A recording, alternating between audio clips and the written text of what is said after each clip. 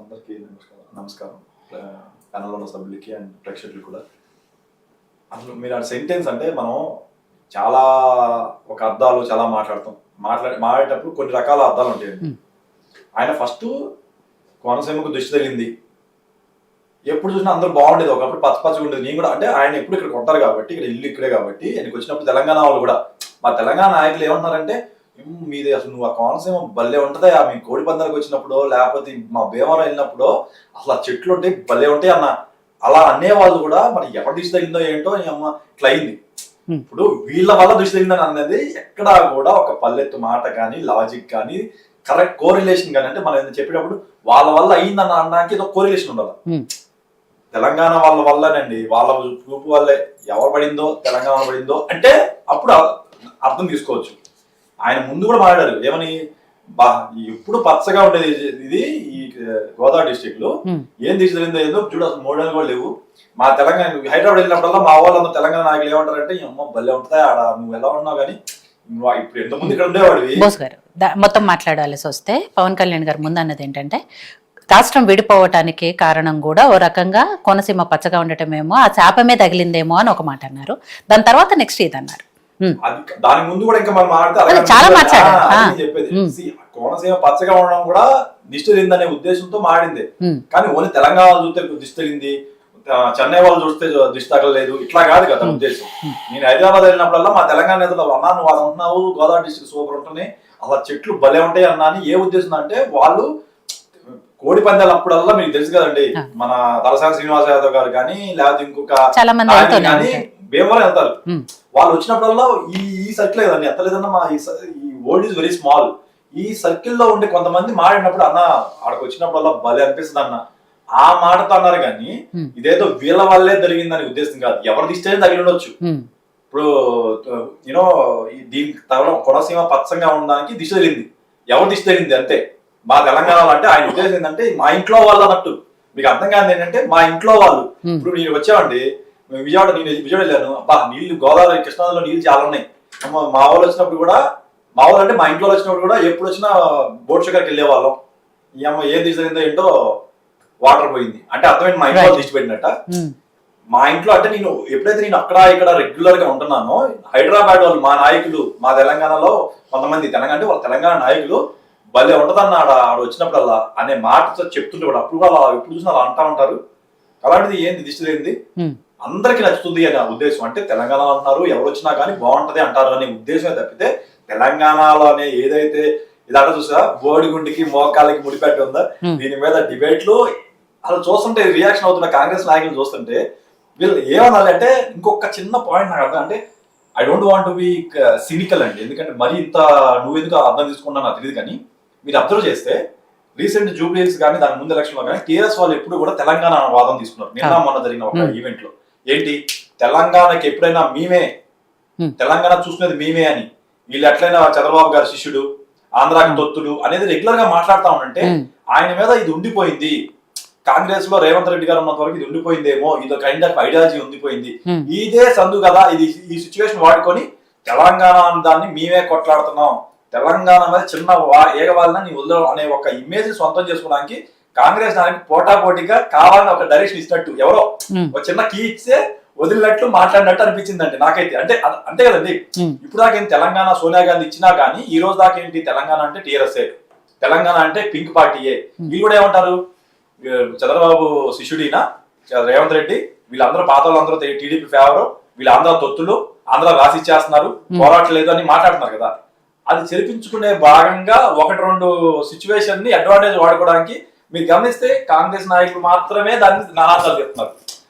ఆ బెల్ట్ పెట్టి ఎవరైతే ఒకే వాట్సాప్ గ్రూప్ లో ఉంటారు చూసారు నాయకులు, వాళ్ళందరూ ఒకలాంటి స్టేట్మెంట్ తీసినట్టు ఆ మినిస్టర్స్ క్లోజ్ గ్రూప్ ఉందో ఏదైతే ఉందో వాళ్ళే మాట్లాడుతున్నట్టు ఉంది.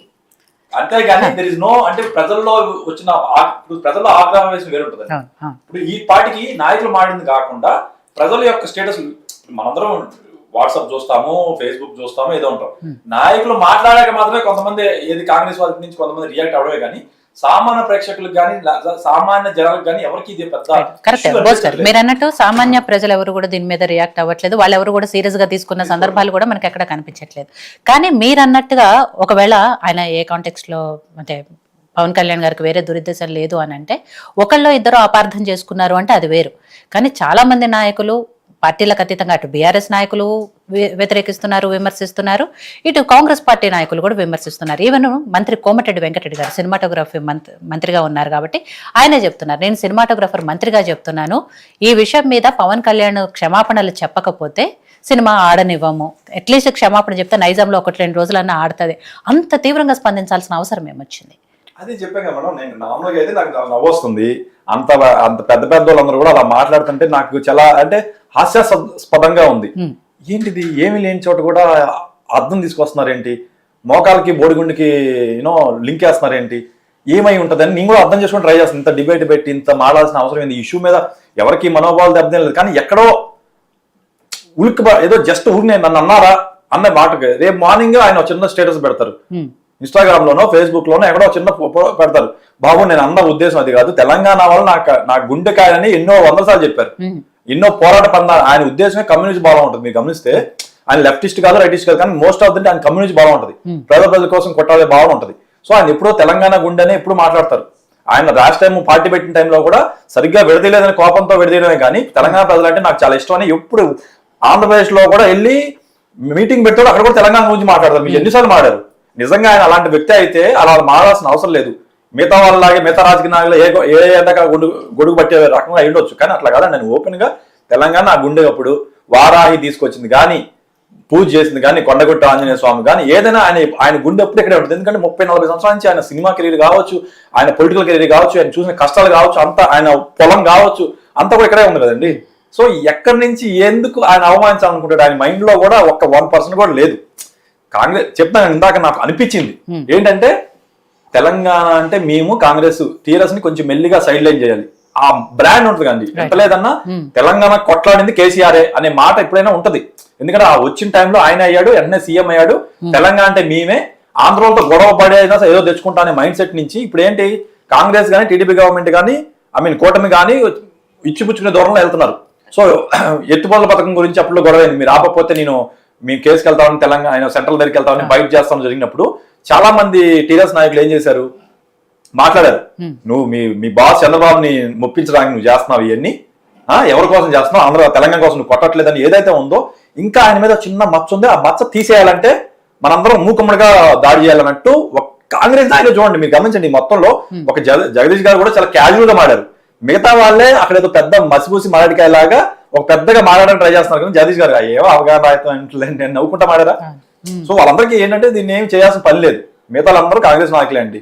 ఇంతకంటే సాగదీసింది నేను కూడా 1-2 సార్లు చెప్పినా, రేపు ఇది టీ కప్ లో తుఫాన్ లాగే రేపు మార్నింగ్ సర్ది మనకి పోయి ఎవరో అనుకుంటున్నాను. ఎందుకంటే పవన్ కళ్యాణ్ ఖచ్చితంగా ఒక చిన్న ట్వీటో లేకపోతే ఒక వాయిస్ ఇస్తారు, ఎందుకంటే అనవసరం దీన్ని పెద్ద చేయడం ఎందుకని. నా ఉద్దేశం అది కాదు, ఒకటే మాట అన్నారు అనుకోండి, ఏం చేస్తారు, ఊరిని ఎందుకు మనం ఎందుకు ఆవేశపడడం ఎందుకు. ఆయన గుండెకాయ ఎప్పుడు కూడా తెలంగాణ ఎప్పుడు చెప్తా ఉంటారు. కాబట్టి I don't see any big issue here. As a Janasena speaker నేను చెప్పొచ్చేది ఒకటే, కాంగ్రెస్ వాళ్ళకి అవసరం లేని స్టేట్మెంట్ లేదండి. ఇప్పుడు మాలాంటి ప్రేక్షకులు అంటే మాలాంటి పర్సన్స్ కూడా హైదరాబాద్ లో ఉన్నప్పుడు ఎంతో కొంత ఓకే కాంగ్రెస్ ఉందని అనుకుంటాం, అగైన్స్ బీఆర్ఎస్ కంటే కూడా బెటరే అనుకుంటాం. ఎందుకంటే బీజేపీతో టైఅప్ ఉన్నా కానీ బీఆర్ఎస్ కాంగ్రెస్ అనుకుంటే మీకు కాంగ్రెస్ కే కొంచెం ఫేవర్ గా ఉండాలని ట్రై చేస్తాం, బీఆర్ఎస్ కొంటాం. ఆ మచ్చ తొలగించుకోవడానికి అదే అందుకని మీరు ఇప్పుడు మమ్మల్ని మాలాంటి పొలిటికల్ యాక్టివిస్టులని మనందరినీ మీ మీద కోపం తెప్పించి ఏం లేని చోట ఎందుకు ఇంత రాద్దామని చేస్తున్నారు, అవసరం ఏంటి? ఊరు నేను మా బాస్ ఏమనలేదు కదా, ఏంటి గోళ, అవసరం లేదన్నా, ఏదో అనుంటాడు అది, కానీ మిమ్మల్ని అన్ని కాదు మాటలో ఉంటుంది, వదిలేచ్చు కదా. దాన్ని పెద్ద రాద్దాం చేయడం వల్ల మాలాంటి అట్టు అవుతున్నారు. మాలాంటి ఓటర్స్ ఇప్పుడు జూబ్లీస్ లో మీరు కూర్చున్నప్పుడు మీరు ఏమన్నారు, ఆంధ్ర వాళ్ళు అది కదా, మరి మాలాటలో వచ్చి ఓటేయాలిగా. ఇప్పుడు అనవసరం మీరు మమ్మల్ని ఎందుకు ఇట్లా చేస్తున్నారు, అంతే కదా. మా ఆయన అన్నం వల్ల మేము అనుకుంటే ఏంటి ఏం లేకుండా మా వాళ్ళని చెప్తున్నారు, మా మైండ్ లో ఉంటుంది కదండి, రన్ అవుతుంది కదా వాయిస్. మన అనవసరంగా అసలు ఏ రకంగా సపోర్ట్ చేయకూడదు వీళ్ళకి అని ఉంటుంది కదా రన్. అదే చెద్దు వద్దు, అది నా విన్నపోయిందంటే కాంగ్రెస్ నాయకులకి అది. సో రామూర్తి గారు, ఇక్కడ పవన్ కళ్యాణ్ గారు అన్న మాటల ఉద్దేశం ఏంటి అనేది జనసేన ప్రతినిధిగా బోస్ గారు చెప్పారు. ఆయనకి ఎటువంటి ఉద్దేశం లేదు, నిజం చెప్పాలంటే ఆయనకి